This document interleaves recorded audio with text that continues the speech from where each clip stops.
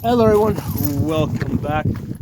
One of my viewers asked me what is the Allen key size for adjusting the Palmetto AR-10 or PA-10 Gen 3. What is the size of the Allen key for adjusting the gas block? Let me show you guys a close up of the. There it is. You can see it right in there. Okay, so there's an Allen key that goes into that. Now when you buy either the complete AR-10 or the upper, I bought the two separate because you save money on that. They give you this long Allen key like this, okay? So that's really convenient because on different setups, like on this one, this is a 20-inch barrel, so it's like right near the top. But the thing is, it extends like past the barrel, so you can easily rotate this without the Allen key hitting the bird cage over here. But one of the things that I would like to do, if I can find a spare, in this case, 332nd, is I would like to put a short one in the grip, but I can't because the one that they give you doesn't have a lock. It's open. So I did try putting a mag pull on here, but did not have a nice snug fit. I mean, it'll fit, but it just left a gap here that I didn't like. And the reason I'm doing this video is because I was actually at a different location yesterday, and I forgot to take this key with me. And I'm like, what if I need to adjust it? And I didn't have it. I didn't have this with me. So yeah, what I want to do is I want to find a spare 332nd and just throw it in my truck. Where I keep all the pens and crap. So if I'm ever at a different location and I need to adjust the gas valve, I'll have it with me. Now the 332nd is actually quite rare because I have like a whole. Because every time you buy like some AR parts, right, Sling parts or M-locks, they always give you like these Allen keys, and I went through like a whole box of spare Allen keys that I had, and yeah, 332nd is not that common. So I was looking on Amazon. I mean, you can get like a 6-pack of like 332nd Allen keys for like $6. So that's probably what I'm gonna end up doing unless I get lucky and I find a spare 332nd. Now, this is specific to the Gen 3. Okay, if you've got the Gen 2, that's over here. If you look over here, so the Gen 3 is a 3-position, right? It's 3 positions per turn, so it's a total of 17 positions, okay, for the Gen 3. So that's a 332nd. But if you've got the Gen 2, that's a 5-position, and that takes a 764 wrench, okay, 764 on your Gen 2. I don't know what the Gen 1 takes, but yeah. So if you got the Gen 3, which is what they're selling now, that's 332nd. Now, it's worth noting that they tell you on this thing over here, like if you're shooting 308. They basically tell you if you've got the 3 position like I do, right, that you should be in position 7 out of 17. Okay, so I have found that is way over gassed. Okay, so not way over gassed, but that's like at the high end. Okay, that's like a good combat setting. Like if you're gonna go to war and the gun's gonna get dirty, that's probably where you might want to have it. So. And I did a video on this in the past to cover it. Mine came in position 12 out of 17. Okay, and again, the reason why they give it to you out of 12 out of 17 is, they don't want people that aren't familiar with the gas system and how to adjust it going to the gun range. Okay, using some like low power hunting ammunition, right? Because the hunting ammo tends to be low power, right? Because the hunters they shoot a lot of these bolt action rifles. And they're lighter rifles, and there's no like recoil spring to absorb the recoil. So, hunters have been complaining for a long time that that the recoil of 308s was too much. So rather than them buying something else, what a lot of ammo companies started doing is they started powering down the ammunition.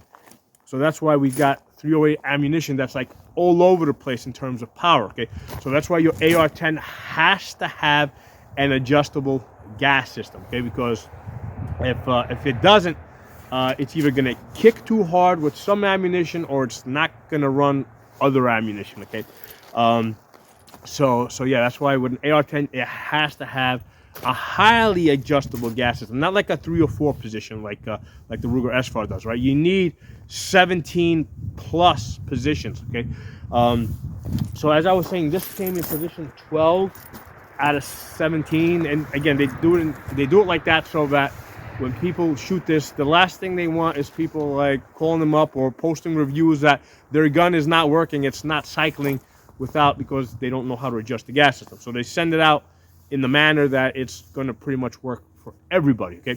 However, it does kick out. It's going to kick a lot, and it also beats the gun up. Right, the gun beats itself up because that's just too much gas. Okay. So mine came in position of 12 out of 17, right? So in reality, it's going to be somewhere between gas position 1 and gas position 5, okay? So if I'm shooting like my Freedom Munitions 150 grain, which has a velocity of like 2,800 feet per second and an energy of like 2,600 foot-pounds in this 20-inch barrel, that's position 1. Okay, that's like the very first position. If I'm shooting the 147 grain Freedom Munitions, that's gas position number 2. I just go one click. Okay, American Sniper, I go to gas position number 3. That's a little bit less power. That's 149 grains. Okay, Tula, okay, which tends to be, people consider Tula to be of low power. That's gas position number 4 or 5. Okay. And I was running in 5, but from what I've seen lately, it'll run in gas position number 4. And for like your target shooting at the gun range, that's plenty of gas. It'll cycle the gun and it'll lock it open on the last round. And the way you test this is like just turn it, put the key in there, turn it clockwise all the way down to close it completely, and put your ammo in there. Right, put 1 round in the magazine, point it down range, fire 1 round. If it doesn't cycle, lock back, open it up another one, okay? Fire another round, one round in the magazine. And keep doing that until you get to the point where it will cycle and lock back the gun reliably on your last round, okay? So 5 seems to be the highest I've needed to go, and that was with Tula, okay? Now, I've not got any hunting ammunition with it, which again, like I said, tends to be a little bit lower powered, so with that, if I did that, I might have to open it up a little bit more. Subsonics, okay? So with subsonics, I've heard people tell me that they've got to go all the way up to like 17, and in some cases, they have told me that even 17 doesn't work reliably, okay? So here's the thing to know with subsonic. I believe you can get a 220 grain subsonic 308, okay? Now, keep in mind that is extremely inefficient, okay? Because regardless of whether the ammunition says, 308, or whether it says 300 blackout or 7.62 by 3.9, okay? If you have a 220 grain bullet, okay, going subsonic, you're going to get the same energy downrange, regardless of whether it's a larger 308, whether the case is, ends up being a larger 308 and a much heavier gun, or whether you're shooting it out of a lighter 300 blackout. Okay, so it is extremely inefficient to have a gun like this that weighs like 9-pound gun, 2.5 pound scope on top of it. I got a 13-pound gun here. It's extremely inefficient to be shooting this with subsonics, right?